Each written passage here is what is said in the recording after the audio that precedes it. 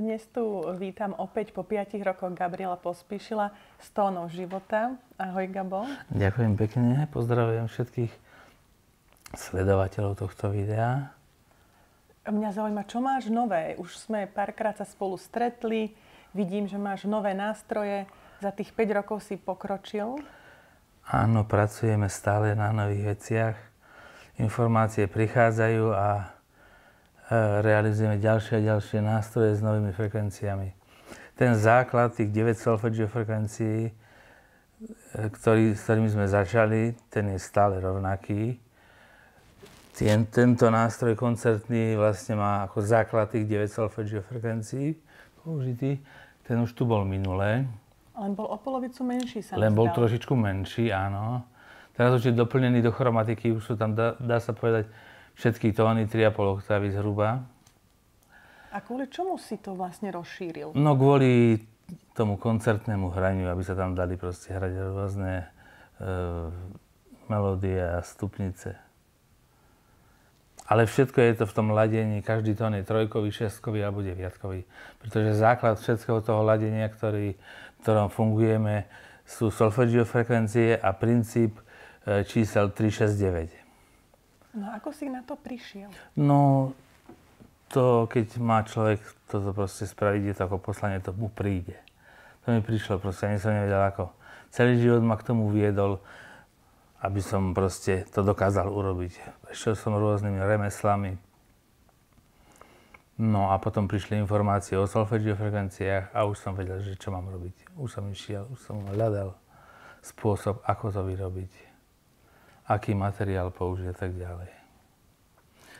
No, nové frekvencie, čo máme, tak máme okrem solfeggio frekvencií, ktoré sú 9, tónový nástroj, máme aj obrátené solfeggio, to je teraz taká najnovšia informácia. Obrátené solfeggio znamená, že keď je solfeggio, základný tón 528 Hz, tak obrátený je 582 Hz. To znamená, to zadné dvojčíslo seba takto prehodí. A tá matematika tam zostáva stále. Vždy sú tam 3 trojkové, 3 šestkové, 3 deviatkové frekvencie. No aký to má účinok potom, keď to vymeníš? Tie základné 9 solfeggio frekvencie sú viac také, ako by som povedal, na fyzično. A tieto obrátené sú ako keby viac duchovné, tak s vyššími svetmi nás viacej spájajú, prepájajú. Takže asi taký rozdiel medzi nimi. No a ďalšie frekvencie, ktoré som objavil, tak sú frekvencie, s ktorými liečil Nikola Tesla.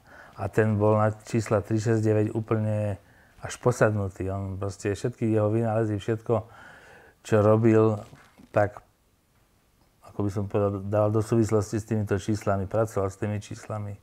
Pretože to sú čísla, v ktorých, dá sa povedať, funguje vesmír. Všetká matematika, geometria, stvorenia funguje v týchto číslach. Sú ako také najzákladnejšie čísla. No a tie frekvencie, som vlastne urobil prototyp takého nástroja, ktoré som naladil do týchto frekvencií a má to taký nádherný zvuk, úplne až taký nebeský zvuk. A budem ho ešte rozširovať tiež do plnšej verzie, aby sa na ňom dali hrať melódie, pretože nádherne znie. A aké to má teda účinky, keď hovoríš, že má No fyzické? účinky sú asi zhruba také. Keďže všetko je iba energia a vibrácia, aj hmota, čokoľvek, na čo človek šiahne, čo vidí, je iba energia a vibrácia. A táto vibrácia funguje v dokonalej geometrii a matematike.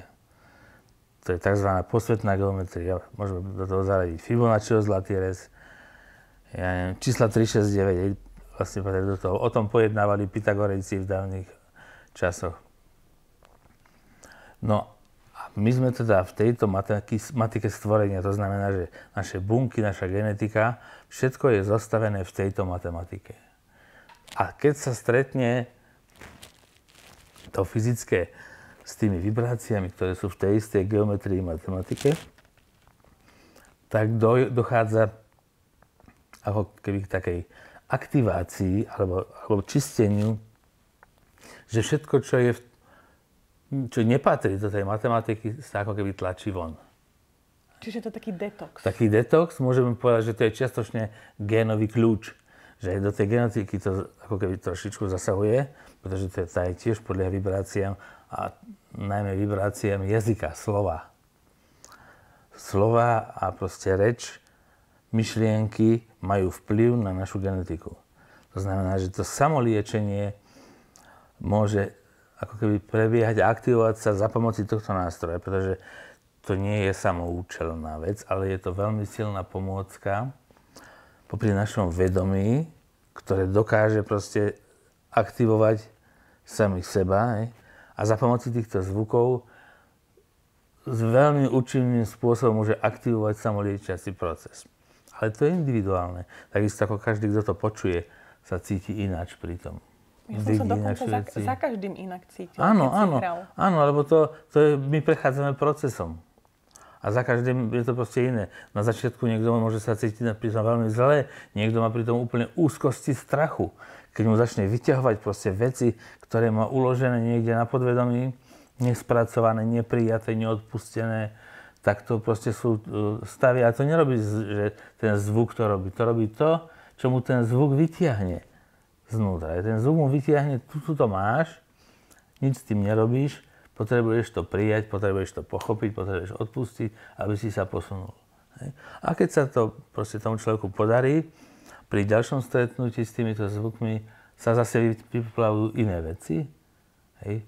Už nemusia byť nepríjemné, môžu byť proste iné obrazy a môžu potom podporovať jeho vlastnú tvorbu vo svojom živote. Lebo myšlienky, slova a skutky sú tvorivé, vytvárajú realitu na tomto svete. To znamená, že potrebujeme prijať plnú zodpovednosť za to, ako myslíme, hovoríme a konáme a akú realitu vytvárame. Pretože svet sa mení vtedy, keď sa mením ja. Ani žiadne voľby, ani žiadne prevraty, ani nič nemení svet. Ja, keď sa mením, lebo ja som žiarič v kvantovom poli a ja to kvantové pole, ktoré je vlastne vedomím, ovplyvňujem až do určitého bodu, ak sa proste ľudia ovplyvňujú navzájom, ak sa proste pridáva človek po človeku, až do určitého bodu, kedy príde enter. Hej? Že to sa deje v kvantových vlnách, ako keby taký skokok, že 1% ľudí niečo pochopí, hej, začne to proste účinkovať na tie väčšie masy a potom príde 10% a vtedy dochádza úplnému proste ako keby prepnutiu danej reality v tejto úrovni fyzickej. A my to môžeme bežne vnímať, že je nejaký nový trend. Napríklad. Alebo aj módny. Áno, alebo všetko je to, tým, že to je vibrácia energie, tak tie vibrácie majú rôzne výšky, rôzne úrovne. To je ako rádio. Máme frekvenčné pásmo od do. Hej. A teraz, ak ja chcem počúvať stanicu, ktorá v tomto pásme nie je, môžem krútiť do zbláznenia, nenaladím ju. Musím si rozšíriť ten rozsah, aby som ho zachytil. To je isté, to je s myšlienkami. Oni vibrujú v určitých výškach, určité vedomosti. Ak ja nemám svoje vedomie na tej úrovni, kde vibruje tá vedomosť, tak mi preletí ušami, nezachytím ho. Budem 100-krát počuť, nezachytím ho. Potom 101. raz ho začujem a poviem si, Bože, toľkokrát som to počul, až teraz mi to došlo. No áno, lebo teraz si došiel so svojím vedomím do toho pásma, kde tá myšlienka vibruje a vtedy si ju zachytil. To je fyzika, to je nič iné, žiadna ezoterika. Fyzika.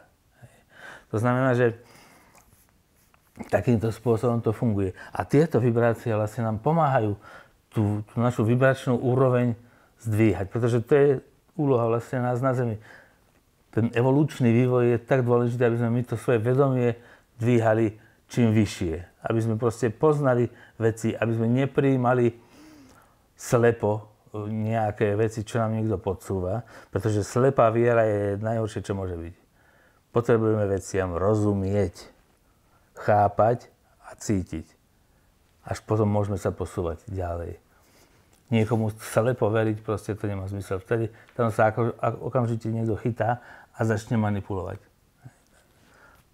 No a v čom teda všetky tieto tvoje, ono sa to volá, tento hudobný nástroj vibrafón? Vibrafón alebo metalofón. To sú vlastne metalové teda kovové rezonátory s ozvučnicami. No. No a k čomu teda nám, takým bežným ľuďom, môže byť prospešný? No, prospešný je vlastne pri sebarozvoji. To znamená, keď človek chce sa vydať na cestu sebarozvoja, a to znamená, že sebarozvoj v rámci vedomia, fyzického zdravia a proste smerovanie svojho života a tak ďalej, tak sa začne stretávať s týmito frekvenciami, ktoré mu proste pomáhajú vyťahovať nespracované veci, lebo pokiaľ ja nespracujem to, čo ma drží na pozadí, tak sa neposuniem nikam. Musím veci vyškrtávať, spracovávať, prijať, odpustiť proste a ísť ďalej. A ten nástroj, tejto frekvencie v tejto matematike nám v tom veľmi pomáhajú. Ja mám taký menší, nejaký 1 tón. No to je 528, to je základný tón v solfeggio frekvencii. Ten robím aj samostatne, takže na ten s tým sa dá pracovať. No. A mne to práve spôsobuje, že sa upokojím, uvoľním a častokrát aj zaspím. Áno, on vlastne má veľký vplyv na srdcovú čakru, takisto na genetiku. Dokonca jeden arabský vedec ho používa tú frekvenciu pri manipulácii a čistení DNA 528 Hz. No a vlastne energetizuje vodu, jedlo, človeka, priestor, čokoľvek. Tá frekvencia je taká, podporuje život, tak jednoducho povedané. No ako často by sme mali ísť na nejaký koncert, alebo potrebujeme každý jeden, aby sme si kúpili nejaký podobný malý nástroj a každý deň si na ňom hrali? Ako potrebné, to si musí každý nacítiť sám, lebo každý to proste vie vycítiť sám, čo mu je treba. Čím človek sa s tým častejšie stretáva, tým viacej proste s tými frekvenciami pracuje a pracuje viacej sám so sebou. Viacej sa posúva. Lenže to sa predpísať nedá, to každý si musí nacítiť sám. No my proste máme stránku, ktorá sa volá Tóny života na Facebooku. Tam sú aj vždycky každý jeden koncert, ktorý sa kde deje. Teraz vlastne tiež máme v Bratislave. No, tam sa človek dozvie. A potom máme aj na YouTube pod názvom Tóny života. Tam sú všetky ukážky, všetkých nástrojov, všetkých týchto rezonátorov, ktoré tam sú, ukážky aj obrazové, aj zvukové. Tam si človek môže pozrieť, čo všetko robíme. Robíme aj samostatné frekvencie hlboké, ako je napríklad ozón. Ozón je 78 Hz, to je veľmi hlboká frekvencia, ktorá má funkciu ako ozón plyn podobnú, že dezinfikuje, detoxikuje organizmus. No a na tej ako keby duchovnej úrovni astrálnej pomáha zbavovať všelijakých tých energetických, takých parazitických energií napojených na nás. Hej. A ako to funguje? Že má niekto prísť za tebou na terapiu, alebo stačí raz do mesiaca na koncert? Budeme teraz práve riešiť miesto v Martine, kde budeme robiť aj osobné, alebo také menej počtu terapie s týmto zvukom, len to ešte chvíľočku potrvá, kým sa ten priestor pripraví, ale chodíme a robíme vlastne tieto zvukové terapie po Slovensku. A na tejto stránke facebookovej Tóny života sa to človek môže dozvedieť, že kedy, kde hráme. Ale nehráš sám. Nehrám sám. K tomuto nástroju vlastne máme ešte jeden nástroj. Je to fujara, na ktorú hrá Maťko Rizman. Poprosím ho. Vítam ťa, Maťo. Dobrý deň. Hráš na fujare. Vieš nám o nej viac povedať, že v čom je iná ako bežná fujara, táto, ktorú ste zostrojili? Tak zdravím. Vlastne takto s Gabom máme takéto unikátne kombo, že vlastne on vyrába vibrafóny a fujary a tie moje fujary sú v tom vlastne unikátne, že sú takisto, jak je tento vibrafón ladený do týchto unikátnych frekvencií, tak aj moje fujary. No a unikátny aj materiál, v ktorom vlastne sú tvorené. Ja to vyrábam z kompozitu, aby vlastne pekne drží ladenie tento materiál. Plus robím o jednu dierku navyše na týchto fujárach, takže môžem hrať aj molové stupnice, nielen dúrové ako klasické fujary. No a už hlavný rozdiel je v tom výslednom zvuku, no, vlastne s týmto spojením. Takže. Asi bude najlepšie, keď nám spoločne zahráte, pretože ťažko sa o hudbe rozpráva, najlepšie si ju vypočuť. Tak vás, chlapci, poprosím, zahrajte nám.